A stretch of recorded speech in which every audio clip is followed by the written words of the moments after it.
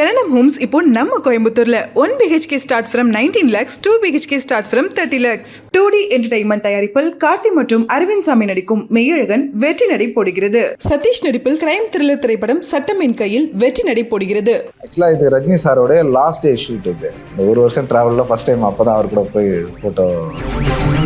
பசங்க தூங்குறதுன்றது இல்லை, எல்லாருமே ஒரு 2 மணி நேரம் 3 மணி நேரம் தான். ஏன்னா இதை மிஸ் பண்ணவே முடியாது. இப்போ ரஜினி சார் வந்துருவாரு, எத்தனை மணிக்கு எவ்வளோ எல்லையா சொன்னாலுமே அவ்வளோ முன்னாடி வந்துருவாரு. இப்போ அவர் முன்னாடி வர்றாருனாக்கா அதுக்கு முன்னாடி ஒரு செட்டு ரெடியாக இருக்கணும் இல்லையா? அவரோட வேகத்துக்கு தான் நாங்கள் ஓடுற மாதிரி ஆயிடுச்சு. ஸ்டைலாக ஓரளவுக்கு அவரை பார்த்து இமீட் அப்படியே உள் வாங்கின மாதிரி இருக்கேன் நான் தலைவர் அப்படி இல்லைங்களா? அது ரஜினி சாரை வந்து உள்வாங்க அதை யாரும் இருக்கவே முடியாது. நம்ம படத்தில் பார்க்குற ஒரு ரஜினி சார் இருப்பார்ல, அவர் தான் நிஜத்துலையுமே சீக்கிரமாக வேலை செஞ்சு முடிச்சிடணும் அப்படின்றது ஒன்று. ஏன்னா அதுக்கப்புறம் ரஜினி சாரை பார்க்கணும்ல, அவரை பார்த்துட்டே இருக்கணும் எங்களுக்கு. நான் ஃபர்ஸ்ட் டே ஷூட்டு அவர் நடிக்கிறத வந்து சுற்றி டெய்லி பார்க்கறது தான் என்ன. ஃபஸ்ட்டு வந்து பின்னாடி முழுக்க பார்க்குறது, ஒரு நாள் ஃபுல்லாக சைடில் இருந்து பார்க்குறது நடக்குது. எப்படி தான் அவங்களுக்கு தெரியுதோ தெரியாது. ஈவினிங் போகும்போது, ஷூட் முடிஞ்சு போகும்போது ஆல்ரெடி ஒரு கூட்டம் இருக்கும், பயங்கரமாக ஒரு சவுண்ட் ஒன்று இருக்கும். ரஜினி சார் வச்சுட்டு நம்ம எப்படி ரியல் லொக்கேஷனில் போய் ஷூட் பண்ண முடியும்? அது சாத்தியப்படாது. நம்மளா ஒரு லொக்கேஷனை எடுத்துகிட்டு அந்த லொக்கேஷன் வந்து ரியலாக எந்த அளவுக்கு வந்துட்டு அதை எடுத்துகிட்டு வர முடியுன்றதுல வந்து அதில் ஒரு மெனக்கடல் ஒன்று இருந்துச்சு. பாம்பே போயிருந்தேன், அமிதாப் சாரோட போர்ஷன் ஒன்று பண்ணோம். எண்ணூர் வந்துட்டு எண்ணூரில் இருக்கிற ஒரு ஸ்லம்மை வந்துட்டு அங்கே போயிட்டு ரீக்ரியேட் பண்ணணும். ஐ மீன் அங்கே ஒரு ஸ்லம்மை வந்து நம்ம க்ரியேட் பண்ணணும்னு சொல்லிட்டு ஒரு ஏரியா இருந்துச்சு எங்களுக்கு. ஸோ அங்கே போனாக்கா அது ஒரு காலேஜோடைய பேஸ்கெட் பால் கிரவுண்டு. அது ஒரு சிமெண்ட்டு தர அந்த கோர்ட்டுக்குள்ளே சுற்றி வந்துட்டு பில்டிங்கு. ஸோ இதுக்குள்ளே தான் நம்ம இங்கே பண்ண போகிறோம். ஏன்னா அவருக்கு சில ரெஸ்ட்ரிக்ஷன் இருக்குது. அவ்வளோ பெரிய ஸ்டாரு, அவரை வந்துட்டு பப்ளிக்கில் எடுத்து வர முடியாது. அது படத்தில் பார்த்தா யாராலையுமே நிச்சயமாக கண்ணுங்க. அது ரொம்ப ஒரு கொஞ்ச நேரம் வந்து போகிறேன். ஒரு பேஸ்கெட் பால் கிரவுண்டில் ஒரு ஸ்ட்ரீட்டை வந்துட்டு பண்ணது வந்துட்டு எனக்கு நிஜமாகவே ஆச்சரியத்தோட உச்சம். எனக்கு சூப்பர் ஸ்டாரே அவங்க தனியாக கூப்பிட்டு வந்துட்டு அது என்ன அவார்ட்லாம் வாங்குறீங்களா அப்படின்னு சொல்லி. ஆமாம், அது விதைன்னு சொல்லிட்டு ஒரு ஷார்ட் ஃபிலிம் அதை நடிச்சிருந்தேன். அந்த அன்னைக்கு ஒரு அவார்டு வந்தது. அது எப்படி அவருக்கு தெரிஞ்சதுன்னு எனக்கு தெரியல. அப்புறம் என்ன நடிச்சிருக்கீங்க, என்ன காமிங்கன்னு சொன்னதும் அதுக்கப்புறம் நான் எடுத்து போஸ்டர் எடுத்து காமிச்சேன். பார்த்துட்டு நான் அதை கேள்விப்பட்டிருக்கேன் அப்படின்னு சொன்னது இன்னும் கொஞ்சம் வேற மாதிரி காலை தரையில் இல்லை.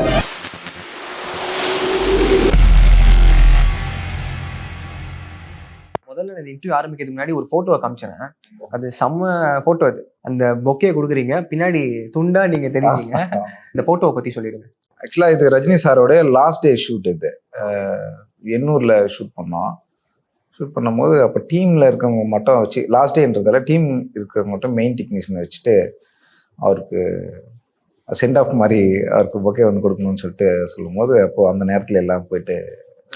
ஸோ அது வரைக்குமே அதுக்கு 5வது நிமிஷத்துக்கு முன்னாடி வரைக்குமே ஷூட் போயிட்டு தான் இருந்துச்சு. ஷூட்டு கரெக்டாக சாருக்கு முடிஞ்சதுமே எல்லாரும் டீமாக ஒரு இடத்துல நின்றுட்டு அப்போ எடுத்தேன் நான். அப்போதான் ஃபர்ஸ்ட் டைம் ரஜினி சார் கூட அந்த ஒரு வருஷம் டிராவலில் ஃபர்ஸ்ட் டைம் அப்போதான் அவர் கூட போய் ஃபோட்டோ எடுத்துக்கணும்னு சொல்லிட்டு கூட போய் நின்றுட்டு. ஓகே, அதுதான் கிளைமேக்ஸ் போர்ஷனா? இல்லை, அதுக்கப்புறமா நிறைய இருந்துச்சு அவரோட இது. அதுக்கப்புறம் ஷூட்டாகவே நிறைய இருந்துச்சு. பட் சாரோட இது போர்ஷன் மொத்தமாகவே அந்த இடத்துல முடிஞ்சது அப்படின்றதால. ஸோ அப்போ அந்த அன்னைக்கு எடுத்த ஃபோட்டோ தான். நம்ம சைட்லேருந்து எதுவும் சொதப்பிடக்கூடாதுன்னு சொல்லிட்டு நீங்கள் ஏதாவது மெனக்கெட்டு இருப்பீங்களா? நான் இந்த படத்தில் வந்துட்டு நம்ம வந்துட்டு சில பேருக்கு நன்றி சொல்லணும்னாக்கா அது ஆர்ட் டிபார்ட்மெண்ட்டில் ஒர்க் பண்ண எல்லாருக்குமே நன்றி சொல்லி தான் ஆகணும். அது வந்து யாருனாக்கா அந்த கடைசியாக இருந்து ஒரு வேலை ஏதோ ஒன்று ஒரு இடத்துல ஒரு க்ளீன் பண்ணிட்டு போகிறவங்க கூட வந்துட்டு அவ்வளோ ஆல்ரெடி அலர்ட்டாகவே இருந்துகிட்டே இருப்பாங்க ஆல்வேஸ். இதில் என்னோட டீம் பார்த்தீங்கன்னா அவங்க தூங்குனதுன்னு பார்த்தீங்கன்னா இந்த படத்தில் லைக் எப்படின்னா காலையில் எங்களுக்கு எப்படி இந்த படம் ஆரம்பிக்கிறதுக்கு முன்னாடி வரைக்குமே லொக்கேஷன் பார்க்குறது அதெல்லாம் இருந்துச்சு. ஆரம்பிக்கிறதுக்கு முன்னாடி வரைக்கும் தான் நாங்கள் நார்மலாக இருந்தோமே. ஆரம்பிச்சு அந்த அன்னைக்கு ஷூட் ஆக்ஷன் ஆரம்பிச்சது இல்லை. அதுக்கப்புறம் என்னன்னாக்கா காலையில் நாங்கள் போவோம், ஒரு 4 மணி 5 மணி அப்படின்றது நாங்கள் அங்கே அந்த ஸ்பாட்டுக்கு போகிற வேலையாக இருக்கும். பார்த்தா அப்படியே சன் வந்துட்டு மறையும், லைட் வந்து வரும். எங்களுக்கு வெளிச்சம் எப்பவுமே இருந்துகிட்டே இருக்கும். உடனே லைட் போடுவான், கரெக்டாக வந்து அந்த லைட் அணையும், சன் வந்துடும். ஸோ இப்போ எங்களுக்கு வந்து அதாவது தெரியல, அந்த பகல் இருந்துக்கிட்டே இருந்துச்சு எங்களுக்கு இந்த மொத்த படத்துக்குமே. அப்போது பசங்க தூங்குறதுன்றது இல்லை, எல்லாருமே ஒரு 2 மணி நேரம் 3 மணி நேரம் தான். ஏன்னா இதை மிஸ் பண்ணவே முடியாது. இப்போ ரஜினி சார் வந்துடுவார். ரஜினி சார் வந்துடுறாருன்ற அவருக்கு நேரம் எப்படி அவர் எடுத்துக்கிறாரா தூங்குறாரான்றது எங்களுக்கு தெரியல. ஏன்னா அந்த மனுஷன் எத்தனை மணிக்கு எவ்வளோ எல்லையா சொன்னாலுமே அவ்வளோ முன்னாடி வந்துடுறாரு. இப்போ அவர் முன்னாடி வர்றாருனாக்கா அதுக்கு முன்னாடி ஒரு செட்டு ரெடியா இருக்கணும் இல்லையா? ஸோ அப்ப என்னன்னா எங்களுக்கு அவரோட வேகத்துக்கு தான் நாங்க ஓடுற மாதிரி ஆயிடுச்சு. ஸோ அப்போ ஒரு அதிகபட்சமா ஒரு 2-3 மணி நேரம் தூங்குவாங்க பசங்க. இமீடியட்டா ஒரு எனர்ஜியோட வந்து நின்றுவாங்க. ஏன்னா அவர் வந்துருவாருன்றதும் இன்னொன்னு அவர் வந்துட்டாருமே அந்த வைப்பு அந்த எனர்ஜி இருந்துட்டே இருக்கும். சரி நம்ம தூங்கலையே இன்னைக்கு இந்த வேலை அந்த டயர்ட் இருக்கும் அதெல்லாம் இல்லவே இல்லை. அந்த மனுஷன் பயங்கரமான ஸ்பிரிட் அவரு ஆக்சுவலா. அந்த ஸ்பிரிட் வந்துட்டு எல்லாருக்குமே அந்த வைப்பை கொடுத்துட்டே இருந்துச்சு. நாங்களும் அப்படியே போயிட்டு திடீர்னு பார்த்தா 1 வருஷம் முடிஞ்சு படம் ரிலீஸ் ஆகும். அப்பதான் இது ஏதோ ஒரு நாள் தொடங்கி முடிகிற மாதிரி. ஆமா அப்படிதான் இருக்கும். ஓகே, ஸ்டைலா ஓரளவுக்கு அவரை பார்த்து அப்படியே உள் வாங்கின மாதிரி இருக்கேன் தலைவர் அப்படி லைட்டா. அது ரஜினி சாரை வந்து உள்வாங்காத யாரும் இருக்கவே முடியாது. ஃபர்ஸ்ட் டே ஷூட் அப்போ அதுக்கு முன்னாடி வரைக்கும் ரஜினி சார் நம்ம படத்துல பாக்குற ஒரு ரஜினி சார் இருப்பார்ல, அவர் தான் நிஜத்திலயுமே. நம்ம படத்துல பார்க்கும்போது அவர் நிக்கிறது, நடக்கிறது, பாக்குறது, பேசுறது, கை அசைக்கிறதுன்னு சொல்லிட்டு ஒண்ணு இருக்குல்ல. நாங்க நேர்ல பார்க்கும்போது வேறையா இருக்குமோ, நடிக்கிறா அந்த இடத்துக்கு ரியலா ஒன்னும் ஃபிலிம்ல ஒண்ணு இருப்பாங்களோன்னு சொல்லிட்டு நினைச்சோம். அவர்கிட்ட எந்த டிஃபரன்ஸுமே அது இல்லவே இல்லை. அவர் நார்மலாவே அப்படிதான் இருக்காரு. ஃபர்ஸ்ட் டே ஷூட்ல போனதுமே ஆர்ட் டைரக்ஷன்ல இன்னும் என்ன சீக்கிரமா வேலை செஞ்சு முடிச்சிடணும் அப்படின்றது ஒண்ணு. ஏன்னா அதுக்கப்புறம் ரஜினி சாரை பார்க்கணும்ல, அவரை பார்த்துட்டே இருக்கணும் எங்களுக்கு. நான் ஃபர்ஸ்ட் டே ஷூட்டு பார்த்தா ரஜினி சாரை பார்க்கணும், அது ஒரு பயங்கர ஆச்சரியமாகவும், அது என்னமோ ஃபிலிம்ல பார்க்கும்போது தியேட்டர்ல பார்க்கும்போது நம்மளுக்கு ஒன்று வந்துட்டு ரஜினி சாரை பார்க்கும்போது அது வந்துட்டு நேரில் பார்க்கும்போது இருக்கும். ஸோ அவர் நடிக்கிறத வந்து சுற்றி டெய்லி பார்க்கறது தான் என்ன ஃபர்ஸ்ட் வந்து பின்னாடி முழுக்க பார்க்கறது, ஒரு நாள் ஃபுல்லா சைட்ல இருந்து பார்க்கறது, சைட்ல ஸ்கேன் தான் டோட்டலா லிட்டரலா கிட்ட நின்று பார்க்கறது. அவருக்கே தெரியும் நம்மளை பார்த்துட்டு இருக்கான்னு சொல்லிட்டு அவர் பார்த்து அவர் வேலையை பார்த்துட்டே இருப்பார். ஸோ கிட்ட அவரை பார்த்துட்டு இருக்கிறது அது தெரியல, அது வேற மாதிரி மேஜிக் மேன் தான் அவரு. அது அவர் பார்த்துட்டே இருப்போம் அது. ஸோ அந்த வைப் நம்மளுக்கு இருக்குல்ல, அது ஏதோ ஒன்று தெரியல. ரஜினி சாரை வந்துட்டு அவருடைய இந்த 2-3 ஜென்ரேஷன்ல அவர் கொஞ்சமாச்சும் ஏதோ ஒரு இடத்துல எடுத்துக்காதுங்க யாருமே இருக்கவே மாட்டாங்கன்னு தான் நினைக்கிறேன். ஏன்னா ரியல் லைஃப்லயே அவர் வந்து பயங்கரமா வந்து ஒரு ஹீரோவா எல்லார்கிட்டையும் வந்து பதிஞ்சிட்டார்ல. கட் பண்ணி போன வருஷம் அக்டோபர் மாசம், அதாவது செப்டம்பர் அந்த கடைசி இதுல இருந்து ஆரம்பிச்சு வேலைகள் ஆரம்பிச்சு பார்த்தா வேட்டையினுடைய வேலைகளை சுத்திட்டு இருப்பீங்க. இங்க பார்த்தா ப்ரொமோஷன்ஸ்க்கு இப்ப வந்து சுத்திட்டு இருக்கீங்க. ஆமா ஆமா, எப்படி இருக்குண்ணா? இன்னும் இந்த 1 வருஷத்துக்கான மெமரியில இன்னும் இந்த ரிலீஸ் வரைக்கும் இந்த படமா தான் இருந்துகிட்டே இருக்கு. கடைசியா கூட ஷூட் நடந்துச்சு, ஒரு 1 வீக் முன்னாடி கூட ஒரு ஷூட் நடந்துச்சு. படத்துக்கான சின்ன பேலன்ஸ் ஒர்க்காக இருந்துச்சு. அதில் ரஜினி சாரை வச்சுட்டு ஒரு சில இதெல்லாம் எடுத்தோம். தெரியல, இது வந்து ப்ரைஸ்லெஸ் எக்ஸ்பீரியன்ஸ் தான் எனக்கு இந்த படம். தெரியல, நான் என்னோட ஃபிலிம் கரியர்ல இந்த படம் மட்டும் பயங்கர எக்ஸ்பீரியன்ஸ் எனக்கு. நான் எதிர்பார்க்காத, என்னை நிறைய ஆச்சரியப்படுத்திட்டே இருந்துச்சு இந்த படத்துல ஒர்க் பண்ணும் போதெல்லாம். நான் ஒரே நேரத்துல வந்துட்டு வேற ஸ்டேட்ல வேலை நடந்துட்டு இருக்கும். ஸோ சென்னையில ஷூட் நடந்துட்டு இருக்கோம், மீன்வெயில் வந்துட்டு ஹைதராபாத்ல வந்துட்டு செட் ஒர்க் போயிட்டு இருக்கோம். இந்த ஹைதராபாத் இங்க முடிச்சுட்டு ஷூட் ஆரம்பிச்சுட்டு ஹைதராபாத் போற கேப்ல அதுக்கு பாம்பேல ஒரு வேலை, அங்கிருந்து இந்த வேலை முடிச்சுட்டு திருப்பி அங்க போக வேண்டியது இருக்கும். ஸோ இப்படி வந்து சுத்தி கேரளால நடந்த ஷூட்டு, எல்லா ஸ்டேட்டும் சுத்தியாச்சு இந்த படத்துல. பேன் இண்டியா படம் மட்டும் இல்ல, பேன் இண்டியா படம்ன்றதுக்காக இந்தியா முழுக்க வந்து சுத்தியாச்சு இந்த படத்துல. ஒரு இடத்துக்கு போய் நீங்க வந்து வேலை சொல்லிட்டு ஒரு ஸ்டேட்டுக்கு மாறிட்டே இருப்பீங்க. ஆமா, இதுக்கு இந்த படத்துல பாத்தீங்கன்னா ப்ரொடக்ஷன் டிசைனர் கே கதிர்னு சொல்லிட்டு சாரு, அதுக்கப்புறமா ஆர்ட் டைரக்டர். அப்போ நாங்க டைரக்டர் கிட்ட டிஸ்கஷனா என்ன நடக்க போகுதுன்றத ஃபர்ஸ்ட், ஏன்னா இவ்வளவு பெரிய படத்தை வந்து பிளான் பண்ணவே முடியாது. ஆல்ரெடி ப்ரீ பிளான்டா வந்து இதுக்கு வந்து நிறைய லொகேஷன்ஸ் எல்லாம் பார்த்து ப்ராப்பரா எங்கெங்க என்ன நடக்க போகுதுன்னு லாக் பண்ணி வச்சதல்ல. ஸோ ஷூட் ஆரம்பிக்கிறதுக்கு முன்னாடி வரைக்கும் ஒரு 10 நாள் செட் ஒர்க்கா ஏதோ போயிட்டு இருக்குனாக்கா, அங்க ஆரம்பிச்சுட்டு அடுத்த வேலையா என்ன பிளான் இருக்கலாம் ஆல்ரெடி. அடுத்த இந்த 5 நாளுக்கு அப்புறமா அடுத்து வேற இடத்துல ஷூட்ன்றாக்கா அது பக்கத்து ஊர்ல ஷூட்டா இருக்காது, அது வேற ஸ்டேட்ல ஷூட்டா இருக்கும். ஸோ உடனே வந்து அதுக்கான வேலையா இப்ப எல்லாமே ப்ரீ பிளான்டா ஸ்கெடியூல் போடுறதுல தான் அது பயங்கரமா இருந்துச்சு. அந்த ஒரு ஷூட்டிங்க்கும் அந்த ஷூட்டிங்க்கு முன்னாடி நடக்க போற செட் ஒர்க்கு கூட சேர்த்து அந்த ஸ்கெடியூல் கொடுத்து நாங்கள் எங்கள் சைட்லேருந்து ஒன்று ரேஸ் பண்ணுவோம். அதுக்காக முன்னாடி ஒரு டீம், அதாவது 4-5 இடத்துல வந்து ஒர்க் போகிற மாதிரியான இருக்கும். லைக் சென்னையிலே ஷூட் நடக்குனாக்கா ஒரு இடத்துல மட்டும் ஷூட் நடக்காது இல்லை, சென்னையிலே ஒரு 4 ஷூட் இருக்கும். அதுக்கும் ஆல்ரெடி ஒரு ப்ரிப்பேரிங் போயிட்டே இருக்கும், மீன்வெயில் அங்கேயும் போயிட்டு இருக்கோம். இந்த படத்தில் ட்ராவல் பயங்கரமாக இருந்துச்சு எங்களுக்கு. எனக்கு தெரிஞ்சு நான் இவ்வளோ நாள் இந்த கரியர்லேயே வந்துட்டு ஃப்ளைட் ட்ராவல்ன்றது வந்துட்டு ரொம்ப சாதாரணமாகிடுச்சு. சாதாரணமாக இங்கேருந்து ஷேர் ஆட்டோ பிடிச்சி வேற இடத்துல இறங்குற மாதிரி ஃப்ளைட்டில் ஏறி ஏறி ஏறி சுற்றிட்டே இருந்தேன். அப்படியே போயிட்டு வேலை சொல்லிட்டு அகைன் மறுபடியும் இங்கே வர மாதிரி இருக்கும். அகைன் இங்கே இருந்துட்டு இன்னொரு இடத்துக்கு போய் சொல்லிட்டு வர மாதிரி இருக்கும். வேற வேற இடத்துல டீம் பிரித்து ஒர்க் பண்ணுறது வந்துச்சு. ஏன்னா இப்போ இந்த படத்தில் தான் எல்லா ஸ்டேட்டில் இருக்கிற முக்கியமான சினிமா பிரபலங்களுமே இந்த படத்துல இருக்காங்கன்றதால ஸோ அவங்களுக்காக அந்தந்த இடம் அப்படியே போயிட்டு தாவி தாவி தாவி தாவி ஒர்க் பண்ணிட்டு வந்தோம். ஒரு பெரிய படங்களை கமிட் ஆகும்போது தலைவலி பெருசா இருக்குமோ? இல்ல, அதுதான் நான் யோசிச்சேன். அதுக்கு முன்னாடி வரைக்குமே நாங்க பெரிய படங்கள் ஒர்க் பண்ண இருக்கும் இந்த எக்ஸ்பீரியன்ஸ்லாம் தாண்டி இது வந்து இந்தியா லெவல்ல ஒரு பெரிய படமா இருக்கு. ஸோ இந்த படம் ஒர்க் பண்றதுக்கு முன்னாடி இதுக்காக நாங்கள் ப்ரிப்பேர் ஆகிட்டோம். அதான் எங்களோட வெல்த். நான் இதுக்கு முன்னாடி எங்கள் டீமை பில்ட் பண்ணுறதா இருக்கட்டும், எங்கெங்கே போக போகிறோம் என்னென்னு சொல்லிட்டு இது எல்லாமே பேப்பர் ஒர்க்கில் ஃபஸ்ட்டு ஸ்ட்ராங் பண்ணி பேப்பர் ஒர்க்கில் ஒரு இடத்துக்கு என்ன போக போகிறோம், ஃபஸ்ட்டு படத்துக்கு என்ன வேணும் பேக்ரவுண்டுன்றது டீம் கூட உட்காந்து பேசுறது அப்படின்றது ஒன்று இருக்கும்.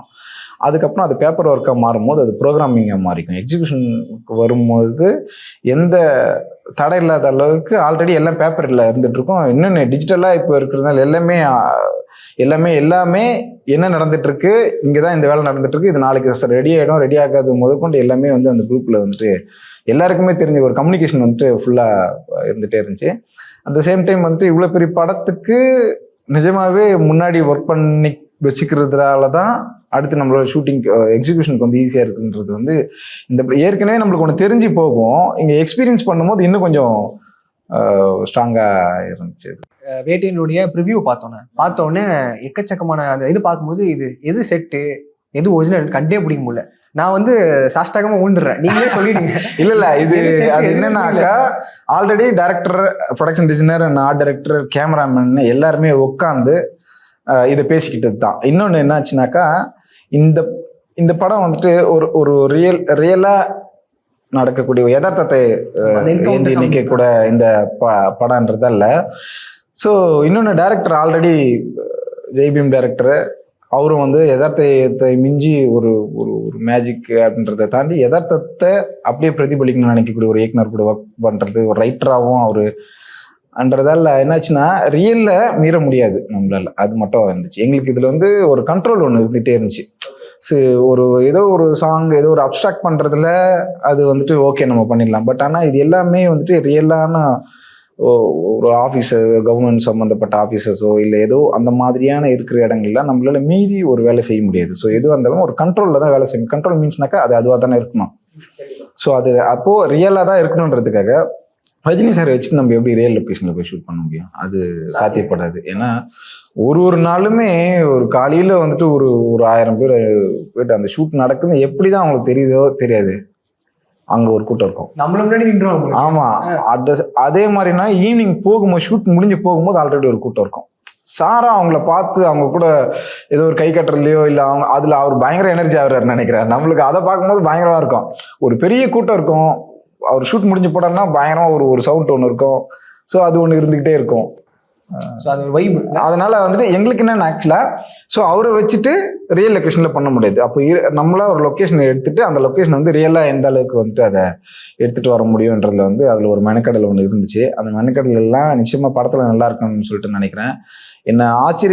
நானே ஆச்சரியப்பட்டு, ஏன்னா இந்த வேலை தான் செஞ்சுட்டு இருக்கோம். ஒரு 10 வருஷமா ஆயிடுச்சு ஆரம்பிச்சு இதை தான் பண்ணிட்டு இருக்கோம். ஆனா இந்த படம் இன்னும் கொஞ்சம் ஆச்சரியம், ஆர்ட் டைரக்ஷன் இன்னும் கொஞ்சம் ஆச்சரியம் கொடுத்ததெல்லாம் நிறைய இருக்கு, நிறைய எக்ஸ்பீரியன்ஸ். அதெல்லாம் வந்துட்டு நான் பாம்பே போயிருந்தேன். அமிதாப் சாரோட போர்ஷன் ஒன்று பண்ணோம். எண்ணூர்ல இருக்க ஒரு ஸ்லம்மை வந்துட்டு அங்க போயிட்டு ரீக்ரியேட் பண்ணணும். ஐ மீன் அங்க ஒரு ஸ்லம்மை வந்து நம்ம கிரியேட் பண்ணணும்னு சொல்லிட்டு ஒரு ஏரியா இருந்துச்சு எங்களுக்கு. அப்போ எங்க பண்ணோம், சரி நான் இங்கேருந்து கிளம்பி போறேன், எனக்கு ஐடியா தெரியும் இதுதான் இங்க மேட்ச் பண்ணக்கூடிய ஒரு இடம், அங்க அவருக்காக அதை போய் பண்ண போறோம்னு சொல்லிட்டு என்ன வரப்போகுது அந்த நாங்கள் போய் ஆல்ரெடி லொக்கேஷன் பார்த்துட்டோம். டைரக்டர், கேமராமேன், ப்ரொடக்ஷன் டிசைனரோட உட்காந்து பேசும்போது இங்க இதெல்லாம் வரப்போகுது, அந்த கதைக்காக என்னெல்லாம் நடக்க போகுது வரப்போகுது அப்படின்ற ஒரு விஷயம் வந்துட்டு பேசிட்ட பிறகு ஹைதராபாத்தில் ஷூட் நடந்துட்டு இருக்கு. அடுத்து பாம்பேக்கு நான் போறேன். சென்னையில் ஷூட் நடந்துட்டு இருக்கு, அப்புறம் ஹைதராபாத்தில் பிளான் நடந்துட்டு இருக்கு ஆல்ரெடி. பாம்பே நான் போனால் இப்போ எங்கே அங்கே ஒரு லொக்கேஷன் இருக்குல்ல, வழக்கமாக வந்து ஒரு ஸ்ட்ரீட்டை, அது ஒரு ஸ்லம் ஏரியாவோட ஸ்ட்ரீட்டை அப்படின்னு பார்க்கும்போது அது நம்மளுக்கு ஏதோ ஒரு காலியான ஒரு இடம் இருந்துச்சுன்னா போதும் இல்லையா, அதை நம்ம பண்ணிடலான்னு சொல்லிட்டு ஒன்று இருக்கும். ஸோ அங்கே போனாக்கா அது ஒரு காலேஜோடைய பேஸ்கெட் பால் கிரவுண்டு, அது ஒரு சிமெண்ட்டு தர அந்த கோட் கோட்டுக்குள்ளே சுற்றி வந்துட்டு பில்டிங்கு. ஸோ இதுக்குள்ளே தான் நம்ம இங்கே பண்ண போகிறோம். ஏன்னா அவருக்கு சில ரெஸ்ட்ரிக்ஷன் இருக்குது, அவ்வளோ பெரிய ஸ்டாரு, அவரை வந்துட்டு பப்ளிக்கில் எடுத்து வர முடியாது. ஸோ அவரை ஒரு சில இடங்களுக்குள்ள தான் கூப்பிட்டு வர முடியும், கண்ட்ரோலான ஒரு இடம் அப்படின்ற மாதிரி இருக்கும்போது இப்போது அந்த காலேஜ் இங்கே தான் போடணும் போது எனக்கே இங்கே எப்படி பண்ணுறது.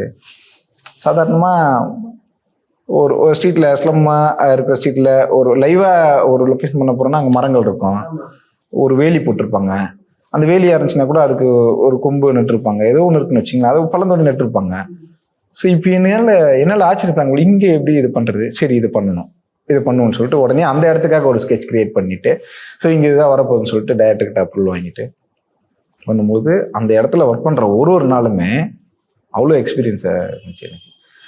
அந்த இடத்த பண்ணிட்டு அந்த ஸ்ட்ரீட்டை பார்க்கும்போது அது ஆக்சுவலாக அதுக்கு எவ்வளோ ரியலாக இருக்கணுன்றதுக்காக அது படத்தில் பார்த்தா யாராலையுமே நிச்சயமாக கண்ணுங்க. அது ரொம்ப ஒரு கொஞ்ச நேரம் வந்து ஒரு பேஸ்கெட் பால் கிரவுண்டில் ஒரு ஸ்ட்ரீட்டை வந்துட்டு பண்ணது வந்துட்டு எனக்கு நிஜமாவே ஆச்சரியத்தோட உச்சம். எனக்கு எப்படி இங்கிருந்தே நிறைய அதுக்கான விஷயங்கள் இருக்கு. இன்னொன்று, ஒரு கடலோரத்தில் இருக்க ஒரு ரோடுனாக்கா மணலாக தானே இருக்கும் அந்த ஸ்ட்ரீட்ல. இப்போ சிமெண்ட் தரைகள் நிறைய போடுறாங்க, அது அந்த சிமெண்ட் தரையை தாண்டி மணலாக தானே இருக்கும்.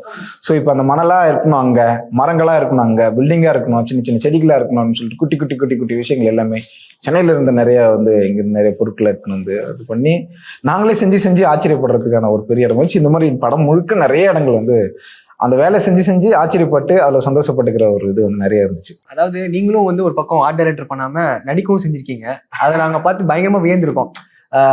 ஒரு பாடல்லாம் நீங்க வந்து பண்ணிருக்கும் போது சூப்பர் ஸ்டாரே உங்களுக்கு தனியா கூப்பிட்டு வந்துட்டு அது என்ன அவார்ட்லாம் வாங்குறீங்களாமே அப்படின்லாம் சொல்லுவாங்க. அது வந்து ஷூட் வந்து ட்ரிவாண்ட்ரம்ல ஆரம்பிச்சுட்டு அப்படியே வந்துட்டு நான் நாகர்கோவிலில் லாஸ்ட் இயர் இதே அக்டோபர் பிகினிங்ல பண்ணும்போது சரி ஒரு 4-5 நாள் நாங்கள் அவரை சுற்றி பார்க்குறதே வேலையாக இருந்துச்சு. எனக்கு ரஜினி சார்ன்ற ஒரு ஆச்சரியத்தை மட்டுமே நான் பார்த்துட்டே இருக்கேன். 5வது நாள் ஒரு இடத்துல ஒரு செட்டு ஷூட்டு நடந்துட்டு இருக்கு. எனக்கு காலையில் ஒருத்தர் வந்து கூப்பிடுறாங்க, சார் உங்களை கூப்பிட்டாருன்னு சொன்னாங்க. சார் எந்த சார் சரின்ட்டு அப்படி திரும்பி பார்த்தா ரஜினி சார் அங்கே உட்காந்துட்டு இருக்காரு. நான் அவர் பார்க்கலான்னு கிட்ட போகிறேன். அவர் உடனே வந்து சக்தி என்ன நீங்கள் ஏதோ ஹீரோ நடிச்சிருக்கீங்களாமே, என்ன நடிச்சிருக்கீங்க அவனை கேட்டதான் எனக்கு ஒரே படபடப்புன ஆயிடுச்சு. ஸோ அவர்கிட்ட பேசுறதுக்கு எனக்கு வந்து வார்த்தை வரல, படபடன்னு ஆயிடுச்சு. அவர் என்ன ஹீரோ நடிச்சிருக்கீங்க, என்ன காமிங்க அப்படின்னு சொல்லிட்டு சொன்னார். அப்போதான் நான் ஆக்சுவலாக ஒரு விதைன்னு சொல்லிட்டு ஒரு ஷார்ட் ஃபிலிம் அதை நடிச்சிருந்தேன், ஒரு வில்லேஜ் பேஸ்டு, அது பாரதி ராஜா சார் கூட நடிச்சிருந்தது. அது வந்துட்டு அந்த ஆல்ரெடி கொஞ்சம் அவார்ட்ஸ் நிறைய வாங்கிட்டு இருக்கு வேற கண்ட்ரீஸ்லாம் கூட. அந்த அன்னைக்கு ஒரு அவார்டு வந்தது, அது எப்படி அவருக்கு தெரிஞ்சதுன்னு எனக்கு தெரியல. அப்புறம் என்ன நடிச்சிருக்கீங்க என்ன காமிங்கன்னு சொன்னதும் அதுக்கப்புறம் நான் போஸ்டர் எடுத்து காமிக்கிறேன்னு பார்த்துட்டு நான் அதை கேள்விப்பட்டிருக்கேன் அப்படின்னு சொல்லும்போது இன்னும் கொஞ்சம் காலை தரையில் இல்லை எனக்கு. நான் அப்படியே கொஞ்சம் பறக்க ஆரம்பிச்சிட்டேன். என்னடா இது இந்த மனுஷன் வரைக்கும் இது போயிருந்தாக்கா அவர் எவ்வளவு அப்டேட்ல இருக்காருன்றது மைண்ட்ல எனக்கு இன்னும் கொஞ்சம் ஓடுது. இவ்வளவு அப்டேட்ல ஒருத்தங்க இருந்துட்டு இருக்காங்களே அப்படின்னு சொல்லிட்டு ஒன்று இருக்கு. அப்புறம் என்னன்னு சொல்லிட்டு பாக்குறாரு, போட்டோ நான் போஸ்டர் ஒன்று இருக்கும், அந்த போஸ்டர் பார்த்துட்டு சூப்பர் அப்படின்னு சொல்லிட்டு என்ன வாழ்த்துறாரு. அவ்வளோ ஒரு ஹீரோ, அவர் வந்து என்ன ஹீரோனாக்கா ஸ்டார், சூப்பர் ஸ்டார் அவர் ரஜினி சார் இல்லை. அவர் வந்து என்னை வந்து ஹீரோ, நீங்கள் என்ன ஹீரோ நடிச்சிருக்கீங்களான்னு என்ன கேட்குறாரு. என்னை கூப்பிட்டு வந்துட்டு என்னை கூப்பிட்டு அது சம்மந்தமாக தெரிஞ்சுட்டு என்னை வாழ்த்துறாரு. அது சம்மந்தமாக கொஞ்ச நேரம் பேசிட்டு அதுக்கப்புறம் நான் என் நிலை இல்லை நான் அவர் பேச ஆரம்பிக்கும் போது நான் ஒரு மாதிரி லேஸ் ஆகிட்டேன். பேசிட்டு அதுக்கப்புறம் அங்கேருந்து சரி சூப்பர் பண்ணுங்க அப்படின்ட்டு எனக்கு இன்னும் கொஞ்சம் என்னை என்கரேஜ் பண்ணி வாழ்த்தரிச்சு கை கொடுத்து அனுப்புறாரு. நான் அப்படியே அது ஒரு மலை பிரதேசம் வேற, அந்த இடத்துல நான் அப்படியே அந்த செட்டை விட்டு நடக்க ஆரம்பிச்சா அப்படியே என்னால நான் அந்த அன்னைக்கு ஃபுல்லா எனக்கு அது ஏதோ ஒரு வைப் எனக்கு இருந்துட்டே இருந்துச்சு. ஹோல் டே என்னால் நிற்கவே முடியல. நான் ஃபோன் பண்ணி என் ஃப்ரெண்ட்ஸ் அண்ட் ஃபேமிலிஸ் எல்லாருக்குமே ஃபோன் பண்ணி சார் இது மாதிரி கூப்பிட்டாரா, அந்த டைரக்டர்லாம் ஃபோன் பண்ணி சொல்கிறேன். அந்த நாள்ல இருந்து எனக்கு பயங்கரமா இருந்துச்சு. அதுக்கப்புறம் எவ்ரிடே இன்னும் கொஞ்சம் அவர் என்னை எனர்ஜி ஏற்றி விட்ட மாதிரி இருந்துச்சு. அது வந்து என்னால் மறக்க முடியாத ஒரு பெரிய இது இருந்துச்சு. ஏன்னா அவர் என்னை கூப்பிட்டு என்கிட்ட பேசுனது ஒண்ணு இருக்குல்ல, நான் அதுக்கு முன்னாடி வரைக்கும் நான் டெக்னீஷியனா தெரியும். அவர் கூப்பிட்டு என்ன வந்து பேசி என்ன பிளஸ் பண்ணதுல வந்து அது ரஜினி சார் அங்கீகரிக்கப்பட்ட ஒரு தெரியல அப்படின்ற மாதிரி ஒரு ஸ்டேடியம் மாதிரி ஒரு லாங் ஷாட். ஆமா, ஆமா, ஆமா, ஆமா. மினியேச்சர் இல்ல அது எல்லாமே ரியல் தான். அது ஹைதராபாத்ல ஒரு இடத்துல பண்ணோம். பட் ஆனா அதுக்குள்ள இருந்தது ரீக்ரியேட் பண்ணோம் நம்ம. அவர் ஒரு ஒரு ஒரு ஒரு டென்னிஸ் ஸ்டேடியம் எடுத்துட்டு அதை வந்து நம்ம ஃபுல்லாமே ரீக்ரியேட் பண்ணி உள்ள இருக்கிறது எல்லாமே நம்மதே பண்ணோம். அது ஃபுல் அண்ட் ஃபுல் டிராயிங் பண்ணி ஃபர்ஸ்டே வந்துட்டு இதுதான் வரப்போகுதுன்னு சொல்லிட்டு டைரக்டர்கிட்டையும் கேமராமேன்கிட்டையும் ப்ரொடக்ஷன் டிசைனர்கிட்டையும் காமிச்சிட்டு இதுதான் வரப்போகுதுன்னு சொல்லிட்டு அவங்களும் அப்ரூவல் வாங்கிட்டு அவங்களுக்கு எதாவது சேஞ்சஸ் இருக்கு. ஏன்னா கதைன்றது ரொம்ப முக்கியம். எதுவாக இருந்தாலும் கதையை மீறி யாராலே வேலை செய்யவே முடியாது. ஸோ கதை ஒரு இடத்த டிமாண்ட் பண்ணோம், கதை ஒன்று கேட்கும். அந்த கதையில அது ரஜினி சார் இருக்கிற படம், அது மீறாத அளவுக்கு அதுக்குள்ள என்ன வரணுன்றது ஆல்ரெடி பிளான் தான். பிளான் பண்றதும் டிராயிங் பண்றதும் அது அது வந்து டிஜிட்டல் ஸ்கெட்சா மாறுறதும் பார்த்து அப்படி அது பண்ணதுதான். ஓகே, ஜெய் பீம்ல ஒரு கோர்ட் ரூம் பார்த்துருப்போம் நம்ம. இங்க வேற செட் ஆஃப் ஒரு கோர்ட் ரூமா வித்தியாசமா இருக்கேன். ஆமா, கோர்ட் வந்து நாங்க இது வந்து பாம்பேல பண்ணோம். பாம்பேல தான் பண்ணோம் கோர்ட்டு. எனக்கு தெரியல, நான் பண்ற வேலையே வேற வேற இடத்துல பண்ணி அதை நிறைய இடத்துல மேட்ச் பண்ணோன்னு வச்சுங்களேன். அதுல ஆச்சரியப்படுறது மட்டுமே தான் எனக்கு வேலையா இருந்துச்சு. ஒரு நாளும் செஞ்சுட்டு இது நம்மளா செஞ்சோம், இது இவ்வளவு பெருசா இருக்கு அப்படின்னு சொல்லிட்டு இதுல பார்த்தா ஒரு 1000 பேர் வந்து காலையில ஷூட்டிங் நடந்துட்டு இருக்கோம், ஒரு 1500 பேர் வந்து வேலை செஞ்சுட்டு இருப்பாங்க, அவ்வளவு பேர் ஷூட் இருக்கும், இந்த வேலையில நம்ம செஞ்சது தானே அப்படின்ற ஒரு ஆச்சரியம் இருக்குல்ல, அது இருந்துகிட்டே இருக்கும். கோர்ட்டு படத்துல மெயினான ஒரு ஏரியா இருக்கும். கோர்ட்டோட இன்டீரியர் வந்துட்டு பாம்பேல பண்ணோம். எக்ஸ்டீரியர் வந்துட்டு சென்னையில தான் பண்ணோம். அதுவும் செட்டு தான். பெருசாக ஒரு ஆர்ச் கிரியேட் பண்ணி அதில் ஒரு பெரிய கூட்டம் இருக்கும்.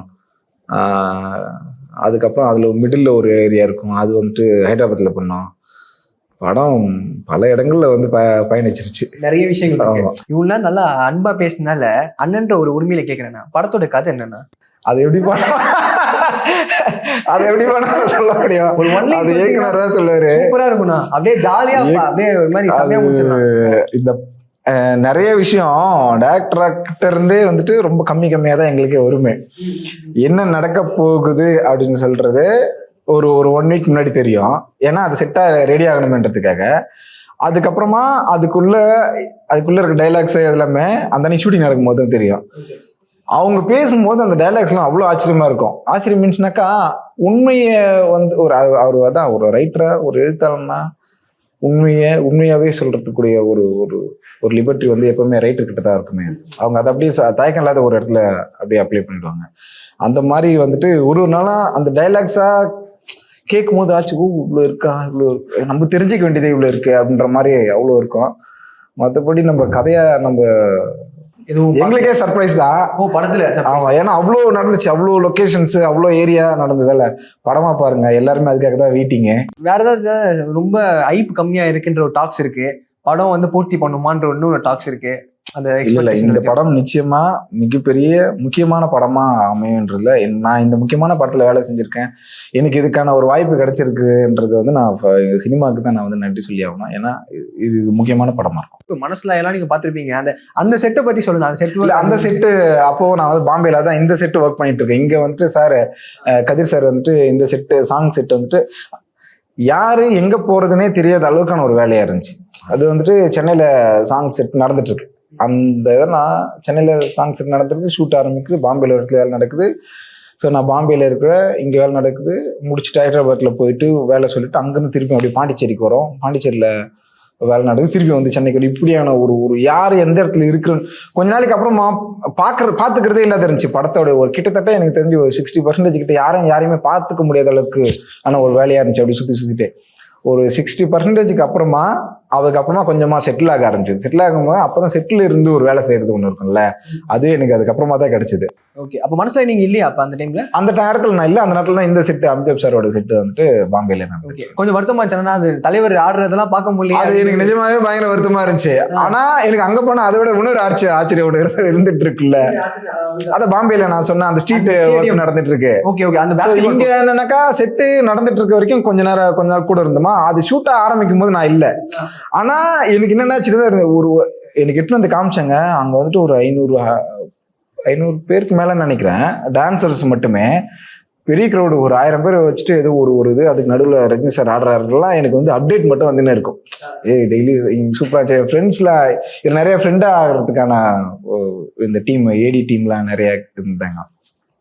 ஸோ அவங்க அப்டேட் மட்டும் வந்துட்டே இருக்கும். இங்கே செம்மையாக இருக்கடா, சூப்பராக இருக்கா, எனர்ஜியாக இருக்கான்னு சொல்லிட்டு கடடா மிஸ் பண்ணிட்டுமே. பட் ஆனால் நான் இதை எனக்கு வர முடியாது. ஏன்னா அடுத்த பொறுப்புன்னு ஒன்று இருந்துகிட்டே இருக்கு. நம்ம அடுத்த இடத்துல ஏன்னா அவங்களுக்கு சாங் முடிஞ்சு இம்மிடியட்டாக அந்த அன்னைக்கு நைட்டோ அந்த அன்னைக்கு மறுநாளோ அந்த டீம் அங்கே கிளம்பி வருது இங்கே. ஸோ இந்த டீம் இங்கே வந்ததுமே இந்த ஷூட்டை அந்த கோர்ட் அண்ட் ஸ்ட்ரீட்டு அங்கே ரெடி பண்ணிட்டு இம்மிடியட்டாக அங்கேருந்து நான் அடுத்த நாளில் வேற கிளைமேக்ஸ் ஃபைட் வந்து பாண்டிச்சேரி ஏதோ அந்த இடத்துக்கு போகிற மாதிரி இப்படி நகர்தலாவே இருந்துச்சு இந்த மூவி. 2013 ஆரம்பிச்சிங்கன்னா இப்போ 2024 ஒரு டிகேட் ப்ளஸ், அதாவது டிகேட் ஒரு மைல் ஸ்டோனாவே வந்து வேட்டையன் உங்களுக்கு வந்து அமைஞ்சதாவே நாங்க பாக்குறோம். எனக்கு அதுதான் நான் அது எனக்கு தோணிட்டே இருக்கோம். அது கரெக்டா அமைஞ்சது. ரொம்ப சந்தோஷம். அதுல இந்த அனுபவம் நிஜமா காசு கொடுத்து வாங்க முடியாத ஒரு அனுபவம். ஒரு ஆர்ட் டைரக்டர் நம்ம ஒரு விஷயத்தை எழுப்பிட்டு அதே டிஸ்மேண்டில் பண்ணி அதை இது பண்ணும்போது நம்மளுக்கு கண்டிப்பா ஒரு வலிக்குமா அந்த மாதிரி? நம்மளே அது இருக்கதான் செய்யும். பட் ஆனா அதுக்கு அடுத்து அதை விட இன்னொரு பெருசு ஒண்ணு காத்துட்டு இருக்கோம் நம்மளுக்கு. ஸோ அதனால வந்துட்டு நான் இந்த படத்துல ஒரு செட் கிரியேட் பண்ற வரைக்கும் தான் இருந்தேன். அந்த செட்டை டிஸ்மேண்டில் பண்றது எதையும் பார்க்கவே இல்லை. அந்த முடிஞ்சிச்சா ஷூட்டிங் ரெடி ஆயிடுச்சான்னா அடுத்த இடத்துக்கு நகர்றதால ஆயிடுச்சு. ஸோ இப்போ எவ்வளோ பெரிய செட்டு போட்டோம், அதை என்ன பிரிச்சாங்கன்றது தெரியுது. அடுத்த நாள் திருப்பி வேற ஏதாவது லொக்கேஷனுக்காக இல்லை அதுக்கே அந்த இடம் தேவைப்பட்டுச்சு அப்படின்னு சொல்லிட்டு வரும். இப்போ தான் அங்கே உடம்பு இல்லாத இருக்கும். திருப்பியும் அந்த இடத்த வேற ஒன்றுத்துக்காக தான் மட்டும் நம்ம சிந்திக்கிற மாதிரியானதாக இருந்துச்சு.